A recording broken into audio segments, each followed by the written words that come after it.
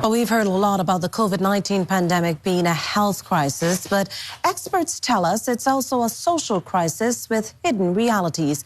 Giving us some insight on what tomorrow will look like, that is, post-COVID, is Chair of Social Sciences and Assistant Professor of Sociology at the University of the Bahamas, Dr. Nicolette Bethel. Now, according to Dr. Bethel, it's important to look beyond the big picture of the economy and look at who's affected, how, and what can be put in place. We've seen a beginning of reckoning with that, but I don't think that we have a real understanding, and we won't have a real understanding of this until the lockdowns have passed and we see what we have after the fact. When you consider all that, do you think things will ever go back to what we know as normal then? No, not what we knew as normal. Let's put it in the past tense. We talk about a new normal. I was just saying to my husband last night, being a sociologist and having a historical view gives me a perspective, and also an anthropologist, gives me a perspective that is really, really big. So I'm looking at this in terms of globally, but also we are coming to the end of an era, of a particular, it's not just the end of normal as we knew it for the Bahamas. It's the end of an era for everybody. This is a major shift. We can expect to see a lot of changes much more rapidly. They were coming anyway, but they are going to be put in place. They've begun to be put in place. And you can't say what it's going to be. It's unknowable.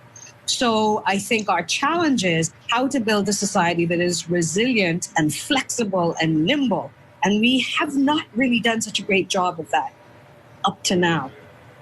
Any idea then, just to elaborate on the point you just made, any idea of what we will look like, considering the marked changes already of no hugging, no shaking hands, the staying 6 feet apart, and you noted that there will be even further changes going ahead?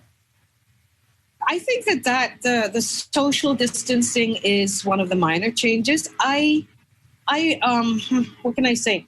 Human beings are social creatures, and social distancing, I would expect to see transgressions of the social distancing norms as we go back, as we move back towards normal, because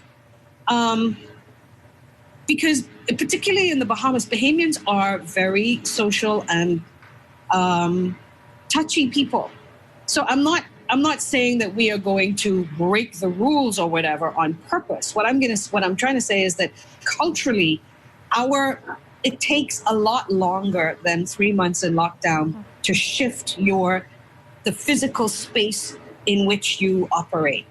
And so I think that we need to raise our consciousness if we're going to go back to social distancing, and we need to put a lot of institutions and organizations need to put things in place, recognizing that it is not easy or even possible for people consciously to distance themselves. So you have to set it up in such a way that people are forced to distance themselves. In other words, change your furniture, change the things that you have in place, change your times of work, because it is going to be very difficult.